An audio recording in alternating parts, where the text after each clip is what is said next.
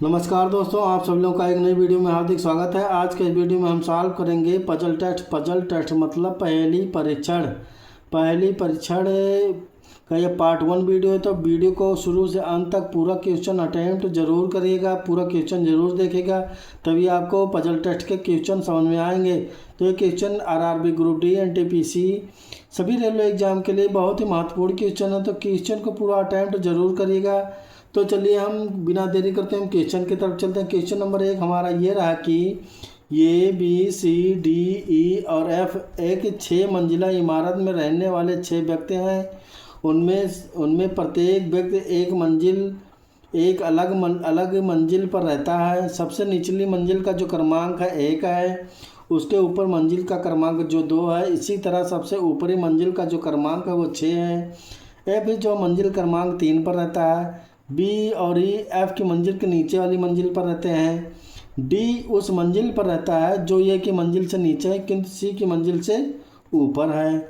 उनमें से सबसे ऊपरी मंजिल पर रहता है।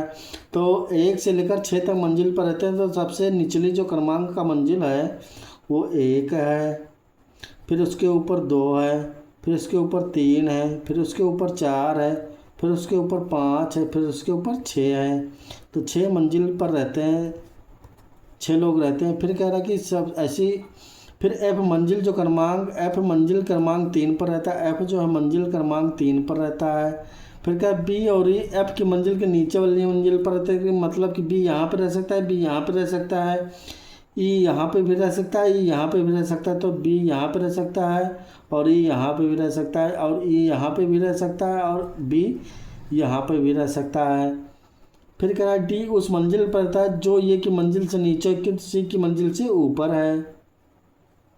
बी और ई डी उस मंजिल पर रहता है जो ए की मंजिल से नीचे है, ए की मंजिल से नीचे किंतु सी की मंजिल से ऊपर है, किंतु सी की मंजिल से जो है ऊपर है। तो डी यहाँ पर रहता है। डी उस मंजिल पर रहता है जो ए की मंजिल से नीचे है, ए की मंजिल से नीचे डी है। फिर कह रहा है किंतु सी की मंजिल से ऊपर है, किंतु सी की मंजिल से ऊपर है, किंतु सी की मंजिल से ऊपर है। फिर क्या उनमें से कौन सबसे ऊपरी मंजिल पर रहता है? सबसे ऊपरी मंजिल पर ये रहता है। तो ऑप्शन हमारा सी बिल्कुल करेक्ट आंसर होगा। क्वेश्चन नंबर 2 ये रहा कि 6 स्नातक विद्यार्थी हैं। अनुदीप, यमुना, चिन्मयी, दिव्या, ईशा और गुना, इनमें से प्रत्येक की ऑनलाइन पीजी प्रवेश परीक्षा सोमवार से शुरू होकर उसी सप्ताह शनिवार को समाप्त होने वाले अलग अलग दिनों में होती है, किंतु उनका ऐसी क्रम में होना अनिवार्य नहीं है। उनमें से किसी की परीक्षा चिन्मयी के पहले और यमुना के बाद नहीं है। फिर कह रहा है गुना की जो परीक्षा अनुदीप के ठीक बाद है और दिव्या के ठीक पहले है। ईशा की परीक्षा मंगलवार को अनुदीप की परीक्षा के ठीक पहले है। ईशा की जो परीक्षा मंगलवार को है और अनुदीप के ठीक पहले है। निम्न में से किसकी परीक्षा शुक्रवार को है? किसकी जो परीक्षा है शुक्रवार को है। तो इन लोगों की जो परीक्षा सोमवार से शुरू होकर उसी सप्ताह शनिवार में समाप्त हो जाती है। तो सोमवार से शुरू होकर के सोमवार, मंगलवार,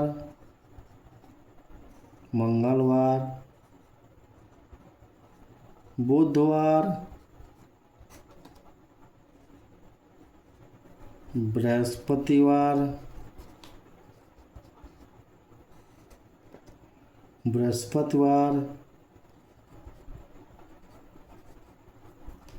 शुक्रवार, फिर शनिवार को समाप्त हो जाती है।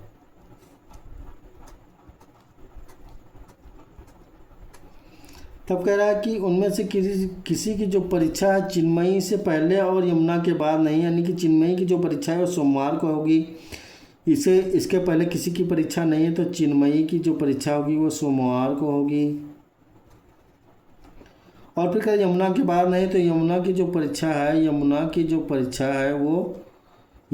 परीक्षा शनिवार को है, जैसे सबसे लास्ट में है।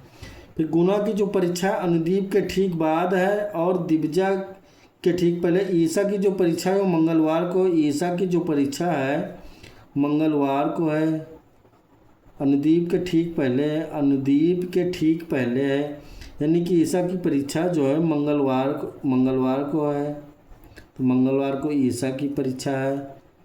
फिर मंगलवार को अनुदीप के ठीक पहले तो अनुदीप के ठीक पहले ईसा की परीक्षा है, अनुदीप की परीक्षा है। फिर कह रहा कि गुना की जो परीक्षा अनुदीप के ठीक बाद और दिविजा के ठीक पहले है। गुना की जो परीक्षा अनुदीप के ठीक बाद गुना की परीक्षा है। और फिर क्या दिविजा के ठीक पहले तो दिविजा यहाँ पे होगी, दिविजा की परीक्षा शुक्रवार को है। तो किसकी परीक्षा जो है शुक्रवार को, किसकी जो परीक्षा शुक्रवार को, तो शुक्रवार की जो परीक्षा है वो दिविजा की परीक्षा है। तो ऑप्शन हमारा ये बिल्कुल करेक्ट आंसर होगा। क्वेश्चन नंबर 3 ये दिया कि 6 खिलाड़ी हैं, अमन, विद्या, चहल, ध्रुव, एलिया और फ्लिंटॉफ का जन्म एक महीने के विभिन्न तारीखों अर्थात 1, 2, 3, 4, 5 और 6 तारीख को हुआ था। उनमें से किसी का जन्म ध्रुव के बाद नहीं हुआ था। ध्रुव के बाद नहीं हुआ था, जिसका जन्म एलिया के ठीक बाद वाली तारीख को हुआ था।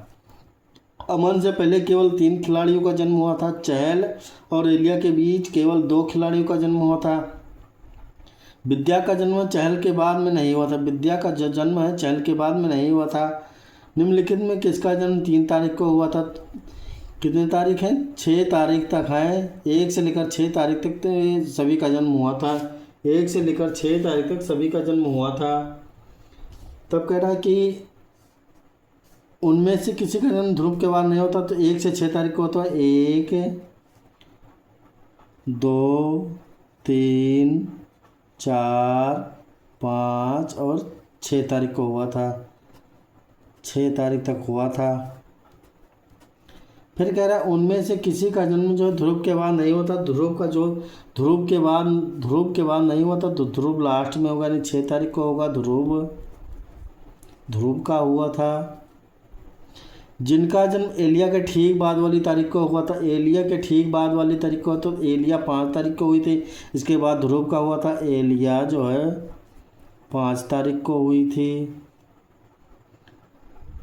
फिर क्या अमन से पहले केवल 3 खिलाड़ियों का जन्म हुआ था। अमन को अगर हम यहाँ, अमन 4 तारीख को था, इसके पहले 3 खिलाड़ियों का जन्म हुआ था। अमन से पहले जो है 3 खिलाड़ियों का जन्म हुआ था।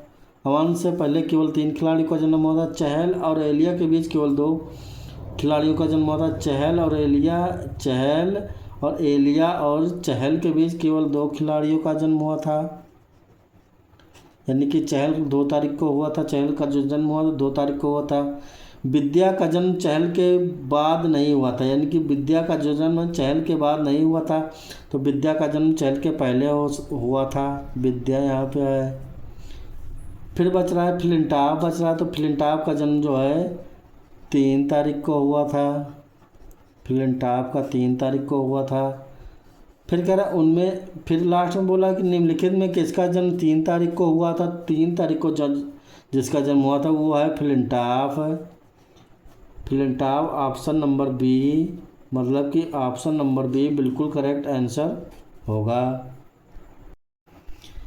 क्वेश्चन नंबर 4 है कि 6 व्यक्ति हैं P, Q, R, S, T और U एक ही वर्ष में विभिन्न महीनों यानी कि जनवरी, फरवरी, मार्च, जुलाई, सितंबर और दिसंबर में यात्रा करते हैं।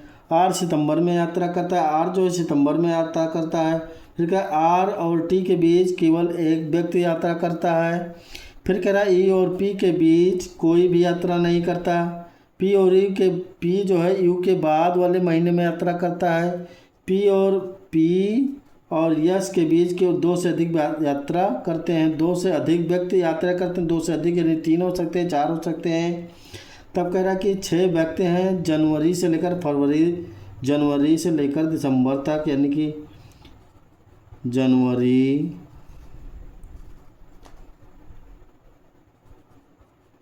फरवरी,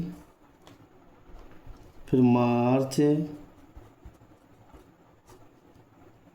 फिर उसके बाद में जुलाई,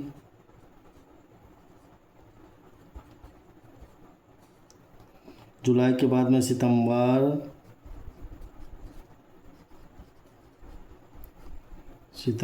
फिर उसके बाद में दिसंबर,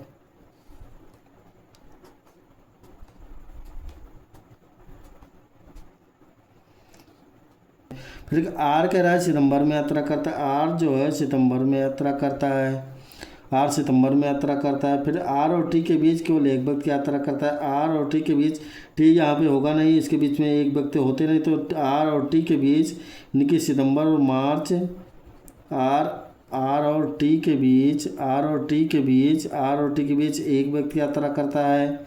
फिर कह रहा है ई और पी के बीच कोई भी यात्रा नहीं करता, ई और पी के बीच कोई भी यात्रा नहीं करता। फिर कह रहा है पी जो यू के बाद वाले महीने में यात्रा करता है, यू के बाद वाले महीने में यात्रा करता है, यू के बाद वाले महीने में यात्रा करता है, मतलब कि पी यू के बाद वाले महीने में यात्रा करता है। फिर कह रहा है पी और यस के बीच दो से अधिक व्यक्ति यात्रा करते हैं। पी और यस के बीच दो से अधिक मतलब कितने, एक दो तीन, दो से अधिक तीन भी हो सकते हैं, तो पी और यस के बीच दो से अधिक यात्रा करते हैं। बच रहा है क्यू, तो क्यू यहाँ पे जुलाई में यात्रा करता है। फिर कह रहा है इनमें से कौन जुलाई में यात्रा करता है, जुलाई में यात्रा करता है, जुलाई में यात्रा क्यू कर रहा है, जुलाई में जो यात्रा है क्यू कर रहा है। तो ऑप्शन हमारा डी बिल्कुल करेक्ट आंसर होगा। तो क्वेश्चन नंबर 5 ये दिया है कि कक्षा 12 के 6 विद्यार्थियों Q, R, U, V, Y और जेड में प्रत्येक की ऑनलाइन मेडिकल प्रवेश परीक्षा मंगलवार से शुरू होकर उसी सप्ताह में होने वाले सप्ताह के अलग अलग दिनों में होती है। यानी कि मंगलवार से शुरू होकर रविवार तक समाप्त हो जाती है, उसी सप्ताह में होने वाले अलग अलग दिनों में होती है, किंतु उनका ऐसे क्रम में होना अनिवार्य नहीं है। उनमें से किसी की भी परीक्षा जो यू के पहले नहीं है, किसी की भी परीक्षा जो है यू के पहले नहीं है। वाई की जो परीक्षा यू के ठीक बाद है, वी की परीक्षा शनिवार को है और जेड की जो परीक्षा है बी के ठीक पहले है। क्यू की परीक्षा रविवार को नहीं है, क्यू की जो परीक्षा है रविवार को नहीं, तो मंगलवार से शुरू होकर के, यानी कि मंगलवार से शुरू होकर के मंगलवार,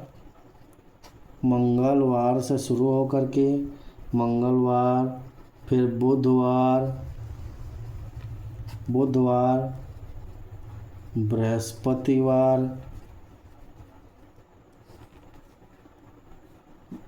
मंगलवार, बुधवार, बृहस्पतिवार,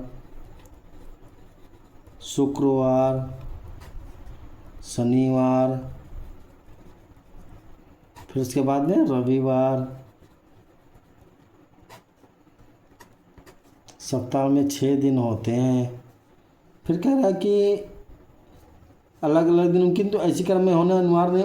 उनमें से किसी की भी परीक्षा यू से पहले नहीं है, यू से पहले नहीं मतलब कि यू की जो परीक्षा है यू से पहले नहीं है, यू की जो परीक्षा है वो मंगलवार को है, यानी मंगलवार को पहले ही दिन है। फिर वाई की जो परीक्षा यू के ठीक बाद है, वाई की जो परीक्षा यू के ठीक बाद है, वाई की परीक्षा यू के ठीक बाद है, वाई यहाँ पे रहेगा। फिर कह रहा है कि वी की जो परीक्षा है शनिवार को, वी की जो परीक्षा है वो शनिवार को है, बी की जो परीक्षा है शनिवार को, और जेड की परीक्षा बी के ठीक पहले है, जेड की जो परीक्षा है बी के ठीक पहले मतलब शुक्रवार को जेड की जो परीक्षा है, जेड की परीक्षा शुक्रवार को है। फिर क्यू की परीक्षा रविवार को नहीं, क्यू की जो परीक्षा रविवार को नहीं, तो क्यू की परीक्षा बृहस्पतिवार को है। फिर बच रहा है आर, तो आर की जो परीक्षा है वो रविवार को है। फिर करने में से किसकी परीक्षा गुरुवार को है, गुरुवार की किसकी परीक्षा, गुरुवार की जो परीक्षा है वो क्यू की है। तो ऑप्शन हमारा सी बिल्कुल करेक्ट आंसर हो जाएगा। तो आशा करता हूं दोस्तों आप सभी लोगों को वीडियो अच्छी तरह समझ में आया होगा। तो वीडियो को लाइक करिए, ज़्यादा से ज़्यादा अपने दोस्तों में शेयर करिए और सब्सक्राइब करिए। और अगर समझ में आया है दोस्तों तो कमेंट में ज़रूर लिखें कि हमें समझ में आ गया है। अगर नहीं समझ में आएगा तो फिर से दोबारा वीडियो बनाने की कोशिश करेंगे। तो आप लोगों से इजाज़त चाहता हूं दोस्तों, आज के लिए इतना ही। तो वीडियो देखने के लिए दोस्तों बहुत बहुत धन्यवाद आप लोगों का।